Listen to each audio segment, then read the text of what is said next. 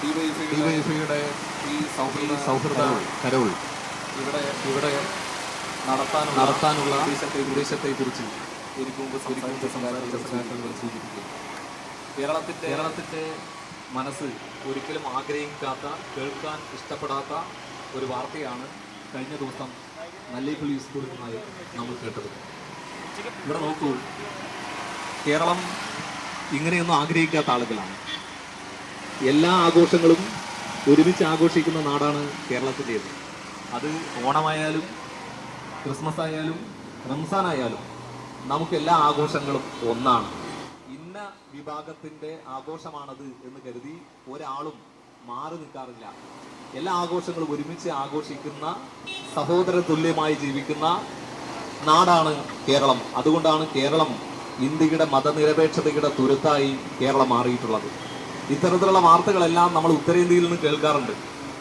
ന്യൂനപക്ഷങ്ങൾക്കെതിരായിട്ടുള്ള അക്രമം നടത്തുന്നു, അവരുടെ ആഘോഷങ്ങൾ തടയുന്നു എന്നുള്ളതെല്ലാം നമ്മൾ ഇത്തരത്തിലുള്ള വാർത്തകൾ ഉത്തരേന്ത്യയിൽ നിന്ന് കേൾക്കുന്ന സമയത്ത് കേരളത്തിൽ ഒരിക്കലും ഇങ്ങനെ ഉണ്ടാവില്ല എന്ന് ധരിച്ചിടുന്നിടത്താണ് ഇവിടെ കഴിഞ്ഞ ദിവസം സ്കൂളിനകത്ത് VHP വിശ്വ ഹിന്ദു പരിഷത്തിന്റെ ആളുകൾ കടന്നു ചെന്ന് അവിടെ ക്രിസ്മസ് ആഘോഷിക്കേണ്ടതില്ല, നിങ്ങൾ ശ്രീകൃഷ്ണ ജയന്തിയാണ് ആഘോഷിക്കേണ്ടത് എന്നാണ് പറയുന്നത്. ഇവിടെ ഇത്തരത്തിലുള്ള വർഗീയ വിഷവിത്തുക്കളെ ആണ് നമ്മൾ ആദ്യം തടയേണ്ടത്.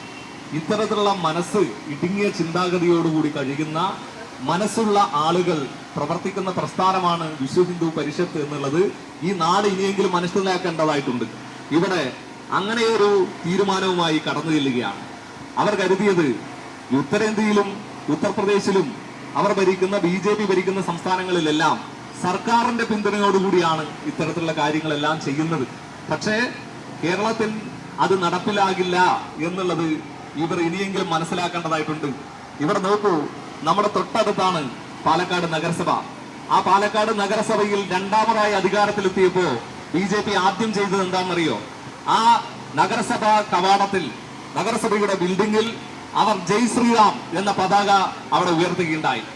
ജയ് ശ്രീറാം പതാക ഉയർത്തി ഞങ്ങൾ ഒരു വിഭാഗത്തിന്റെ മാത്രം ആളുകളാണ് എന്ന് വലിയ സന്ദേശം ഒരു ഭരണഘടനാ സ്ഥാപനത്തിന് മുകളിൽ വരെ ഉയർത്തുന്ന സ്ഥിതിയിലേക്ക് RSSും BJP മാറിയപ്പോ ആ ഭരണത്തിന്റെ ഒത്താശയോടുകൂടി നിന്ന് ആ കെട്ടിടത്തിന് മുകളിൽ ഞങ്ങൾ ജയ് ശ്രീറാം ഉയർത്തും എന്ന വെല്ലുവിളി തീർത്ത സമയത്ത് RSSന്റെ തലയ്ക്ക് മുകളിൽ കൂടി അവിടെ കടന്നു എന്ന് ദേശീയ പതാക ഉയർത്തിയ ഒരു യുവജന പ്രസ്ഥാനമുണ്ട്. ആ യുവജന പ്രസ്ഥാനത്തിന്റെ പേര് DYFI. ഒരു തരത്തിലും വർഗീയതയുമായി സന്ധി ചെയ്യാത്ത കേരളത്തിലെ കേരളത്തിന്റെ ആ മനസ്സുമായി ജീവിക്കുന്ന ജനങ്ങളുടെ ഇടയിലേക്ക് വിഭാഗീയതയുടെ, വർഗീയതയുടെ വിഷമത്തുക്കളുമായി നിങ്ങൾ കടന്നു ചെന്നാൽ അത്തരത്തിലുള്ള ആളുകളെ ജനങ്ങൾ ഒറ്റപ്പെടുത്തുക തന്നെ ചെയ്യും. അതാണ്, ആ സന്ദേശമാണ് ഞങ്ങൾ ഇവിടെ നൽകാനുള്ളത്. മാരാമൺ കൺവെൻഷൻ നടക്കുന്ന സമയത്ത് ആ കൺവെൻഷൻ നടത്താൻ RSSകാരായ ഞങ്ങൾ ഇവിടെ ജീവനോടെയുള്ളിടത്തോളം കാലം അനുവദിക്കില്ല എന്ന് പ്രഖ്യാപിച്ചിടത്ത് DYFI കാവലൊരുക്കിയിട്ട് പറഞ്ഞത് ഏത് RSSകാരനാണ് ഈ മണ്ണിൽ കാലുകുത്തുമെന്ന് നോക്കട്ടെ. അങ്ങനെയുള്ള RSSകാരെന്ന് തടയാൻ വന്നാൽ ഇവിടെ മാരാമൺ കൺവെൻഷൻ എത്തുന്ന ഓരോ മനുഷ്യർക്കും സംരക്ഷണം ഒരുക്കും DYFI എന്ന് പ്രഖ്യാപിക്കുകയുണ്ടായി. DYFIയുടെ ആ പ്രഖ്യാപനത്തോടുകൂടി ഒരു RSSകാരനും ആ വഴി വന്നില്ല എന്നുള്ളതാണ് ചരിത്രം. ഇവിടെ നോക്കൂ, അങ്ങനെ ഒരു വിഷവിത്തുക്കളുമായി വരുന്ന ആളുകളെ നല്ലേപ്പള്ളിയുടെ മനസ്സ് തുടച്ചു നിൽക്കുക തന്നെ വേണം. ഇങ്ങനെ ഒരു സംഭവം ഉണ്ടായി. ഇത്രയും മണിക്കൂറുകൾ കഴിഞ്ഞിട്ട് പോലും BJPയുടെ ഔദ്യോഗിക നേതൃത്വം ഇതിനെതിരെ തള്ളിപ്പറയാനോ ഇതിനകത്ത് ഒരു പ്രതികരണം നടത്താനോ കഴിഞ്ഞിട്ടില്ല. അപ്പൊ അവർ നൽകുന്ന സന്ദേശം എന്താണ്? ഇവരെ കൂടി ഉൾക്കൊള്ളുന്ന, ഇവരെ കൂടി ഞങ്ങളുടെ ഭാഗമാണ്, ഞങ്ങളുടെ സന്ദേശം അവരുടെ വായിലൂടെ വന്നു എന്നുള്ളത് മാത്രമാണ് എന്നുള്ളതാണ് അവർ നൽകുന്ന സന്ദേശം. അപ്പോ ഈ ആളുകളെ ബോധപൂർവം ഇളക്കിവിട്ട് കേരളത്തിൽ കൂടി വർഗീയതയുടെ വിഷവത്തുക്കളുമായി ഇറങ്ങിച്ചെന്ന് കേരളത്തെ വർഗീയതയുടെ കൂത്തരങ്ങാക്കി മാറ്റാമെന്ന് കരുതിയാൽ അതിന് നിന്നുകൊടുക്കുന്ന നാടല്ല കേരളം. കാരണം കേരളത്തിന്റെ മനസ്സ് ഇടതുപക്ഷ മനസ്സാണ്, ഇടത് ചിന്താഗതികളുള്ളവരാണ്. കേരളത്തിനകത്ത് ഈ ആളുകളെ തുരത്തുക തന്നെ ചെയ്യും.